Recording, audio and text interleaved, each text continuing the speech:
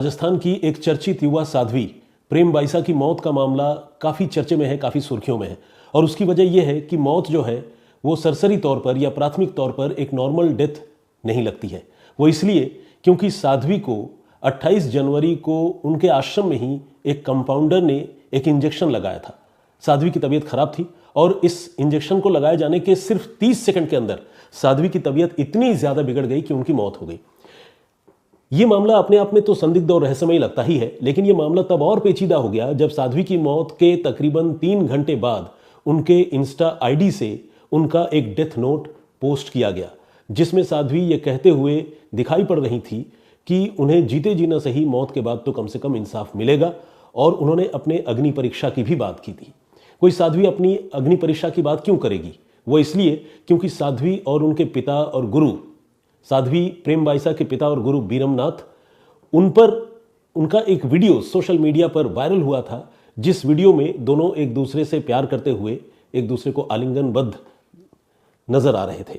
इस वीडियो के सामने आने के बाद चर्चाओं का बाजार गर्म हुआ। लोग साध्वी और उनके पिता को लेकर सवाल उठाने लगे। साध्वी ने इसका पुरजोर विरोध किया और जिन लोगों ने यह वीडियो वायरल किया था उन लोगों के खिलाफ बाकायदा पुलिस में रिपोर्ट भी लिखवाई और उनकी गिरफ्तारी भी हुई।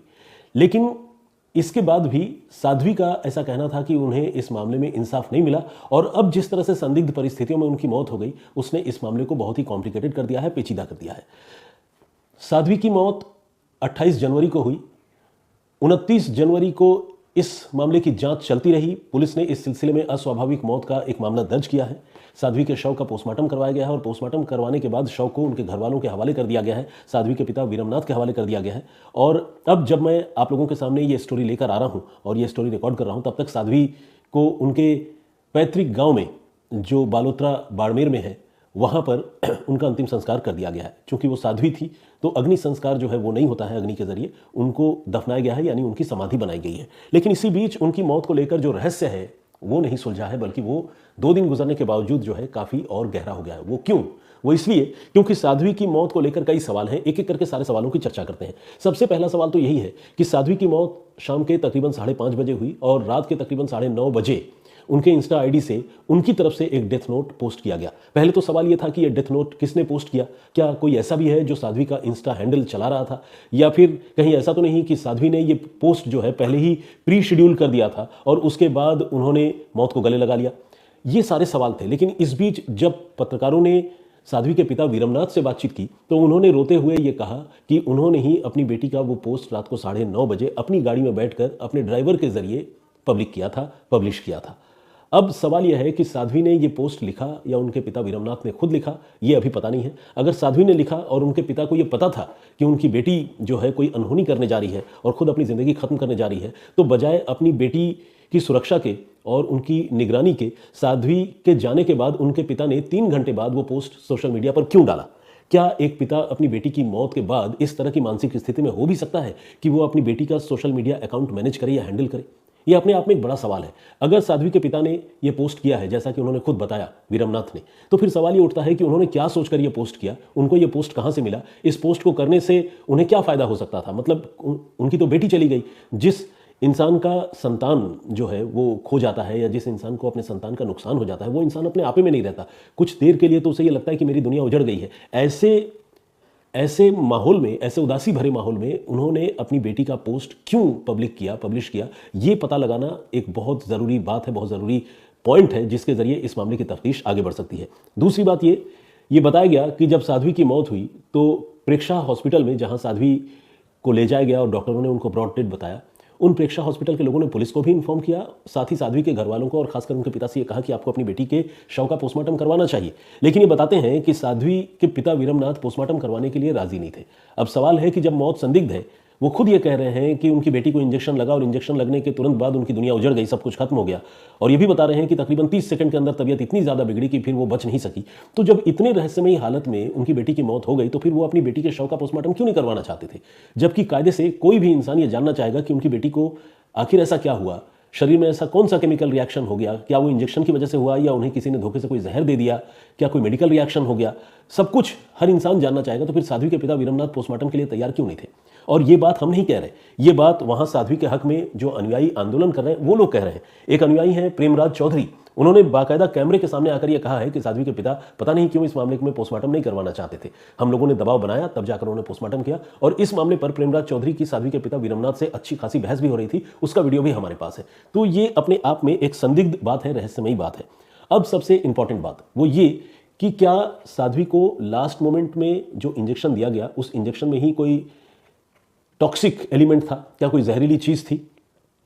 अगर नहीं तो फिर उनकी तबीयत इतनी तेजी से और इतनी जल्दी कैसे बिगड़ी, ये एक बड़ा सवाल है। और अगर मान लीजिए इंजेक्शन में कुछ भी ऐसा नहीं था, तो फिर उन्होंने इंजेक्शन लगाने के लिए एक कंपाउंडर को क्यों चुना? आदमी डॉक्टर से बात करता है, उनसे कोई पिल्स टैबलेट जो है वो प्रेस्क्राइब करवा कर खा लेता है, खरीद लेता है, किसी केमिस्ट से कोई टैबलेट खरीद कर खा लेता है, पैरासीटामोल वगैरह बुखार और जुकाम की स्थिति में, ये तो बात समझ में आती है। लेकिन कोई इंसान आमतौर पर किसी को बुलाकर इंजेक्शन लगवा ले, ऐसा यूजुअली नहीं होता। ऐसा नहीं है कि बिल्कुल नहीं होता, होता है, लेकिन ऐसा यूजुअली नहीं होता। तो आखिर उस इंजेक्शन में ऐसा क्या था, उसकी भी जांच होनी जरूरी है। सवाल ये उठता है कि कहीं साध्वी को किसी ने धोखे से जहर तो नहीं दे दिया, या फिर कहीं ऐसा तो नहीं, अगर उनके उस पोस्ट से हम रिलेट करें तो साध्वी ने कहीं खुद ही जहर अपने शरीर में इंजेक्ट तो नहीं करवा लिया, या कोई जहरीली चीज उन्होंने खा तो नहीं ली? ये सारे सवाल हैं, और इन सारे सवालों का जवाब कैसे मिल सकता है? वो मिल सकता है पोस्टमार्टम रिपोर्ट से। तो इस मामले में डॉक्टरों की बोर्ड ने साध्वी के शव का पोस्टमार्टम किया है, लेकिन पोस्टमार्टम रिपोर्ट अब तक सार्वजनिक नहीं हुई है, जब तक कि मैं ये प्रोग्राम आप लोगों के लिए लेकर आ रहा हूं या आया हूं। ऐसे में पुलिस का भी ध्यान फिलहाल पोस्टमार्टम रिपोर्ट पर ही है।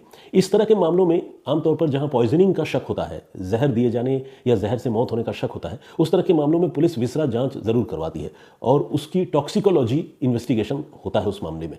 तो यहां विसरा भी पुलिस ने प्रिजर्व करा है, लेकिन यह भी सच है कि विसरा जांच की रिपोर्ट आने में थोड़ा वक्त लगता है, वो रातों रात नहीं मिलता। ऐसे में पुलिस की पूरी जांच फिलहाल उस पोस्टमार्टम रिपोर्ट पर ही केंद्रित है। अगर पोस्टमार्टम रिपोर्ट में कोई जहरीली चीज शरीर में मिलने की पुष्टि होगी या पाई जाएगी, तो हो सकता है कि इस मामले में जांच की दिशा बदल जाए। ये बात खुद जो जोधपुर की एसीपी हैं छवि शर्मा, उन्होंने हमारे साथी पत्रकार डॉक्टर अशोक शर्मा से बातचीत करते हुए कही है।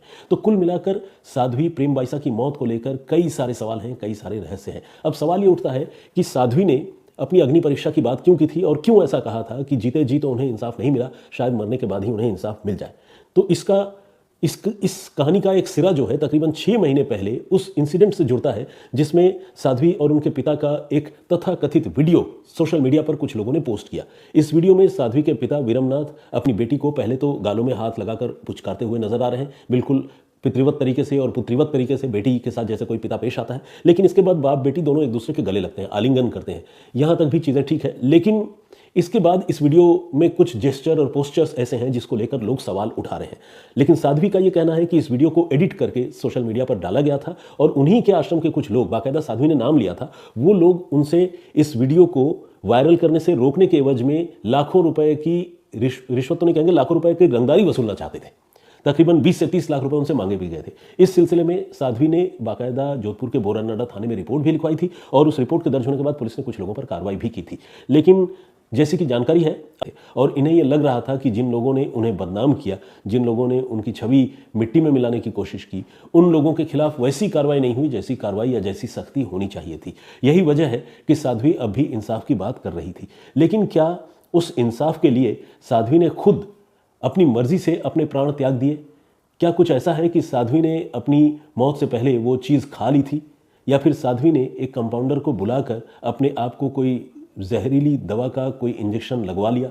ये सारे सवाल बहुत अहम हैं, और इन सारे सवालों का जवाब पोस्टमार्टम रिपोर्ट के सामने आने के बाद ही मिल सकता है।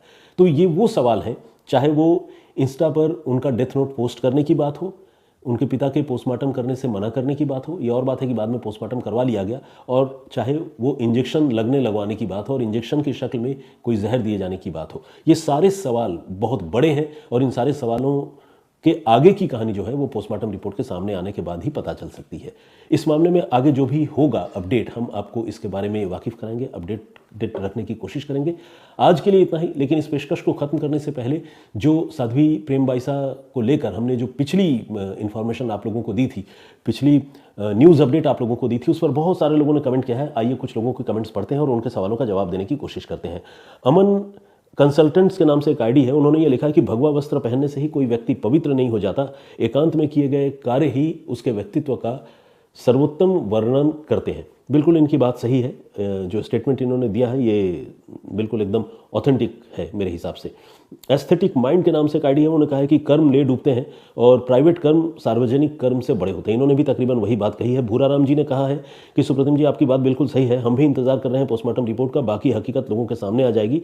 हकीकत क्या है, मैं भी जोधपुर से ही हूँ और सारी हकीकत से वाकिफ़ हूँ। अच्छा भूराराम जी, ये बढ़िया होता कि अगर आप हकीकत से वाकिफ़ हैं तो कुछ हकीकत के बारे में भी यहाँ लिखते तो और अच्छा होता। आज अगर आप ये पेशकश या प्रोग्राम देख रहे हैं तो आपसे रिक्वेस्ट है कि कमेंट में ज़रूर वो बताने की कोशिश कीजिए कि जोधपुर के लोग और खासकर साध्वी प्रेमबाई को जानने वाले लोग इस घटनाक्रम को लेकर क्या सोचते हैं।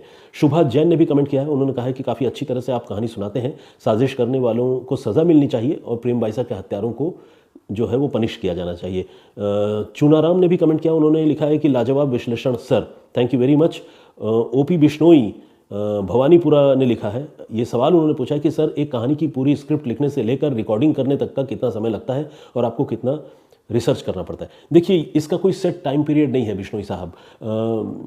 कोई स्टोरी हो सकता है कि किसी दिन न्यूज़ स्टोरी की बात कर रहा हूँ, आपको बिल्कुल तुरंत मिल जाए। कई बार ऐसा होता है कि आप जिस तरह की अच्छी स्टोरी अपने दर्शकों के लिए, श्रोताओं के लिए लेकर आना चाहते हैं उस तरह की स्टोरी मिलती नहीं है, तो रिसर्च में घंटों का भी वक्त लग जाता है। और बाकी स्क्रिप्ट लिखने की जहाँ तक बात है तो ये जो यूट्यूब पर मैं अपना प्रोग्राम लेकर आता हूं तो मैं इसके लिए कोई स्क्रिप्ट लिखकर नहीं लाता हूं, मैं एक रफ नोट बनाकर लेकर आता हूं।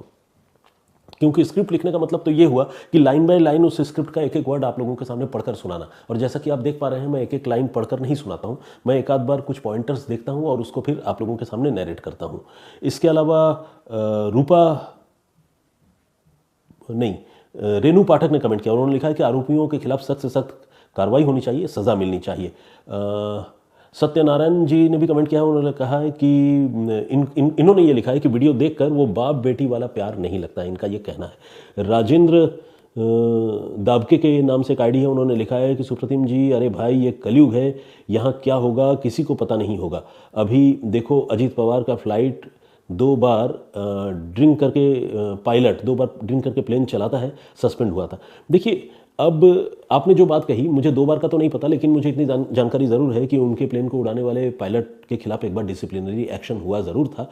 लेकिन ऑब्वियसली राजेंद्र जी इसका ये मतलब नहीं है कि अगर किसी के खिलाफ कोई कार्रवाई हुई हो तो आप उसको हमेशा के लिए ब्रांडेड कर दें। अगर आज वो कोई प्लेन उड़ा रहे थे, फ्लाई कर रहे थे, तो इसका मतलब डीजीसीए ने फिर उनको रीइंस्टेट किया होगा ना, उनका सस्पेंशन वापस लिया होगा।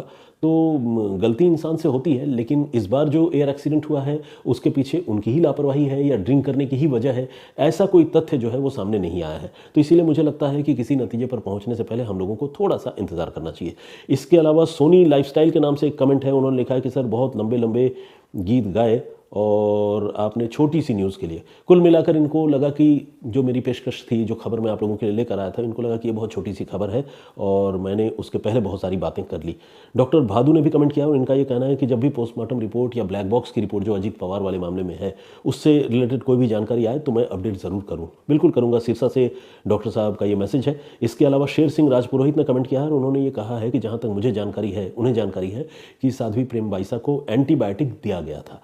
हो सकता है एंटीबायोटिक दिया गया हो, कई बार शरीर जो है उसमें इतनी क्षमता इंटरनली नहीं होती कि वो हेवी एंटीबायोटिक का डोज जो है वो बर्दाश्त कर पाए। इसीलिए डॉक्टर जब किसी को कोई मेडिसिन देते हैं तो बहुत अच्छी तरह से उसके फिजिकल कंडीशन को इवेल्युएट करके मेडिसिन देते हैं। ऐसा नहीं कि बुखार हुआ है और बुखार के लिए कोई एक पर्टिकुलर एंटीबायोटिक यूज़ होता है तो एंटीबायोटिक का इंजेक्शन लगा दो, ये बहुत ही रॉन्ग प्रैक्टिस है। और अगर इंजेक्शन में मान लीजिए मेडिकली या जिसे कहते हैं ना कि मेडिसिन वाइज ही रिएक्शन हुआ है तो भी ये एक बहुत ही गंभीर अपराध है। इस तरह की लापरवाही बिल्कुल नहीं करनी चाहिए। सुखविंदर सिंह ने भी कमेंट किया है। उन्होंने कहा कि जो कुछ हुआ बहुत बुरा हुआ।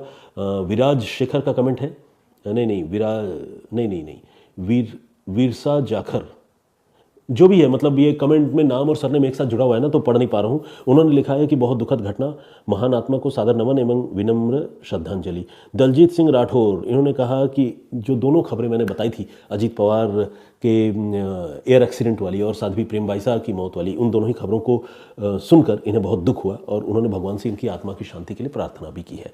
बहुत धन्यवाद आप सारे लोगों का। और भी बहुत सारे लोगों ने कमेंट किया है। सारे लोगों के कमेंट्स एक दिन में पढ़ना संभव नहीं है, लेकिन आप सबसे गुजारिश है कि यूं ही मेरे इस प्रोग्राम को आप देखें भी और रेसिप्रोकेट भी करते रहें, अपनी बात भी लिखते रहें। मैं कोशिश करूंगा कि आप लोगों के कमेंट्स लूं और आपके अगर कोई सवाल है तो उनके भी जवाब अपनी तरफ से देने की कोशिश करूं। हम साध्वी प्रेमबाईसा की मौत के मामले में पर्सनली किसी नतीजे पर नहीं पहुंचना चाहते, पुलिस की जांच का इंतजार करना चाहते हैं और जो भी सच है वो सामने आए, एक दिवंगत आत्मा को शांति मिले और उनको इंसाफ मिले, यही हम सबकी कामना है।